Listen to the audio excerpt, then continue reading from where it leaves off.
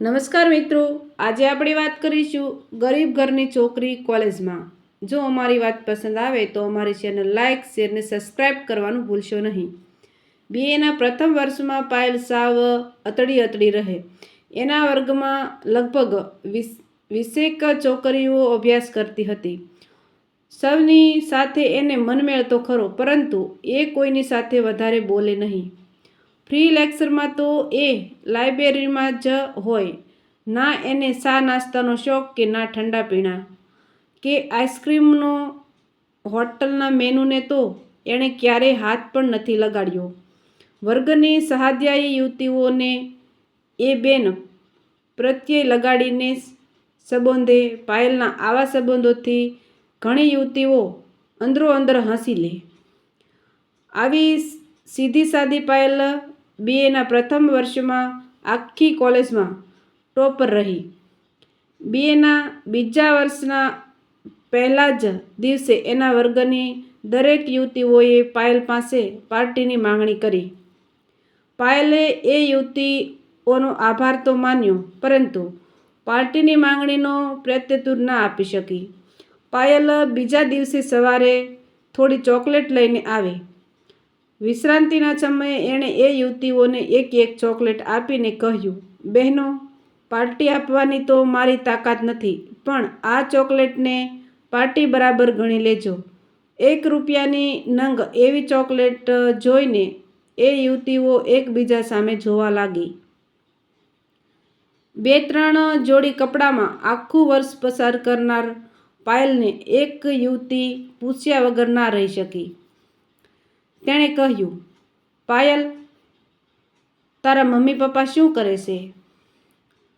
સહેજેય શરમ સંકોચ વગર પાયલ બોલી, પપ્પા પેડલ રિક્ષા ચલાવે છે ને મમ્મી 3-4 ઘરના ઘરકામ કરે છે। કિન્નરીબેન એ 9-10 યુવતીઓ પાયલને એકટીસે જોઈ જ રહી। ખુમારીભર્યા ચહેરો અને કાયમ ખુશ રહેતી પાયલનો જવાબ એ યુવતીઓને પહોંચ્યો નહીં। એક યુવતી બોલી, જૂઠું બોલીને લોભિયા વેડા કેમ કરે છે પાયલ? તું ગરીબ તો દેખાતી નથી।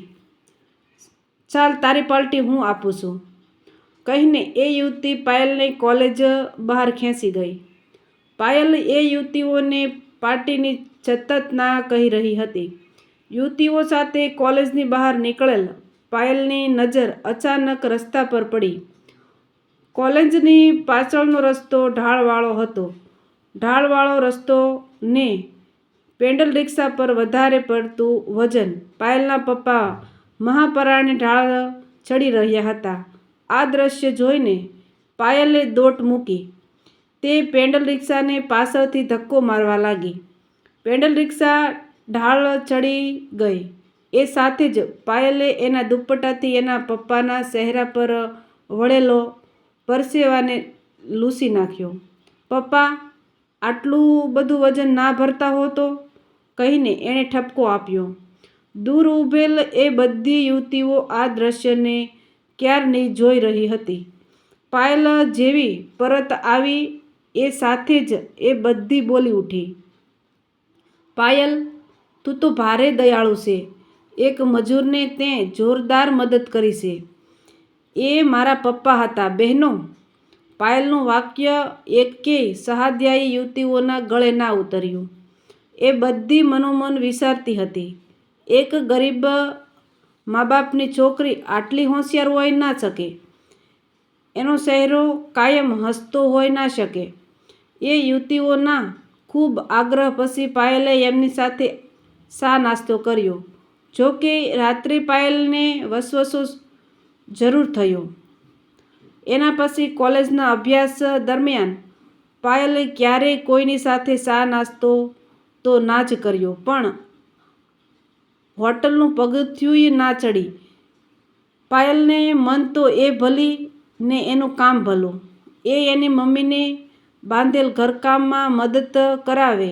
શનિ રવિના દિવસે શાલીના બાળકોનું ઘેર બોલાવીને મફતમાં ટ્યુશન લે અને એના અભ્યાસને ન્યાય આપે, એ જ એનો નિયમિત ક્રમ।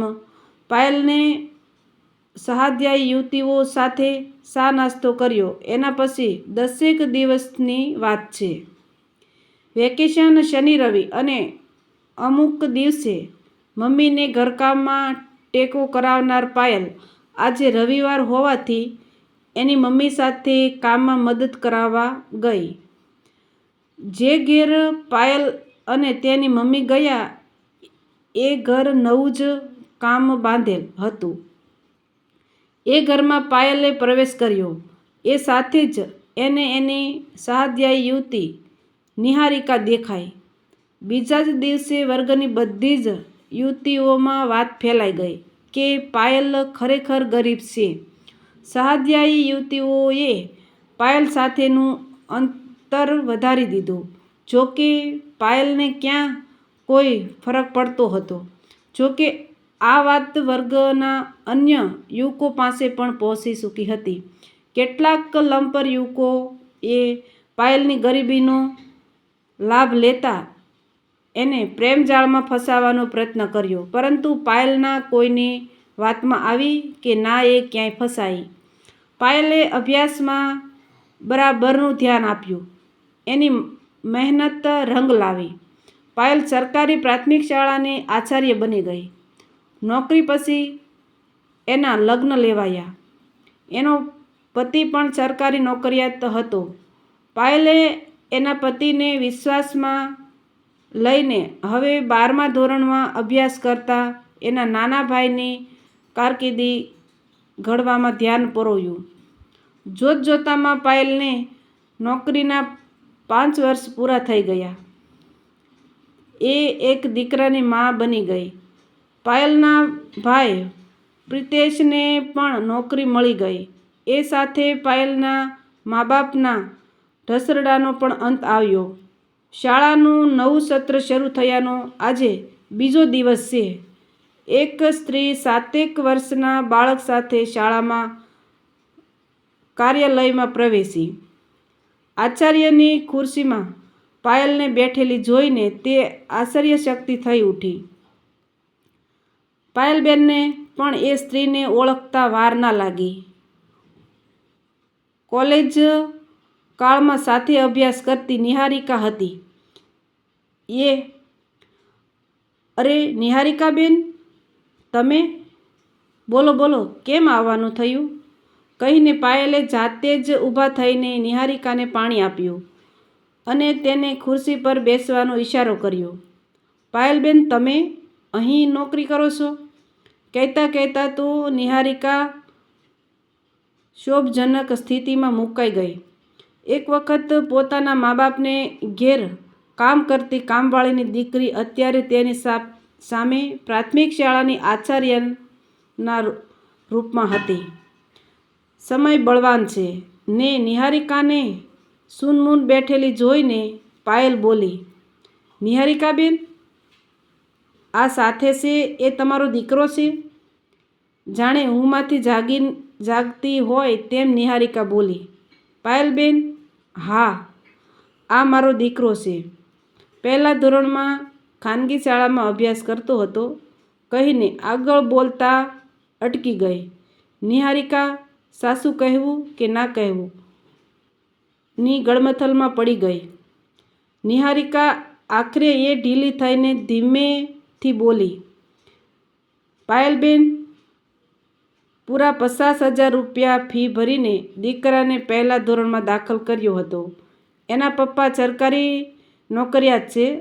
7 મહિના પહેલાં લાંચરુશ્વત કેસમાં એમના ઉપર અધિકારી સાથે એ પણ વગર વાંકે સસ્પેન્ડ થયા છે. હાલ કોર્ટમાં કેસ ચાલુ છે. નિવેડો આવે ત્યારે ખરો.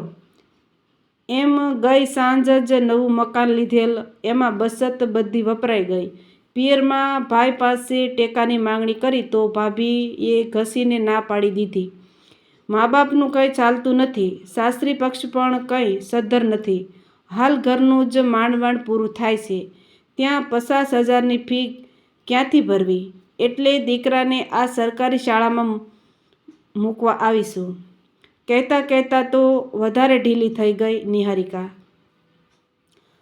તમે જરાય ચિંતા ના કરશો. નિહારિકાબેન, અહીં ખાનગી શાળાઓ કરતાં પણ ઊંચા ગજાનું શિક્ષણ છે. હું પણ 12મા ધોરણ સુધી સરકારી શાળામાં જ ભણીને જ આગળ આવી છું. તમારા દીકરાના શિક્ષણનું અહીં ખૂબ જ સારી રીતે ધ્યાન રાખવામાં આવશે. પાયલબેન નિહારિકાને આશ્વાસન આપતા બોલી. નિહારિકા ઘડીભર પાયલને જોઈ રહી. એની આંખોમાંથી આંસુના ટીપાં પડવા લાગ્યા. એનાથી બોલાઈ જવાયું. મેં એક સમયે તારી ગરીબીની મજાક ઉડાડીને તમને દૂર હડસેલી દીધા હતા. એ ભૂલની માફી આપશો પાયલબેન? મેં ક્યારેય એવું મનમાં લાવ્યું જ નહોતું. નિહારિકાબેન, માફીનો કોઈ પ્રશ્ન જ નથી. પરંતુ તમે સ્નાતક થયેલ છો એટલે મારી એક વિનંતી છે કે તમારા ઘર નજીક કોઈ ગરીબ પરિવાર રહેતા હોય તો એમના બાળકોને થોડું વધારાનું શિક્ષણ જરૂર પૂરું પાડજો. તમારા હૃદયને આનંદ આવશે ને વિશ્વાસ સાથે કહું છું કે તમારા નિર્દોષ પતિને પણ ઊની આંચ નહીં આવે.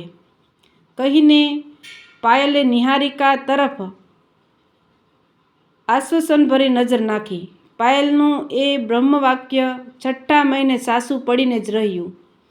ફરીથી નોકરી પર ચડી ગયેલ નિહારિકાનો પતિ અને ગરીબ બાળકોને ઘેર જઈને મફતમાં શિક્ષણ આપીને આંતરિક આનંદ મેળવી રહેલ નિહારિકાબેન આજે શાળામાં મીઠાઈ સાથે પ્રતિભોજનનું આયોજન કર્યું છે. આવા જ નવા વિડીયો જોવા માટે અમારી ચેનલ લાઇક, શેર ને સબસ્ક્રાઈબ કરજો.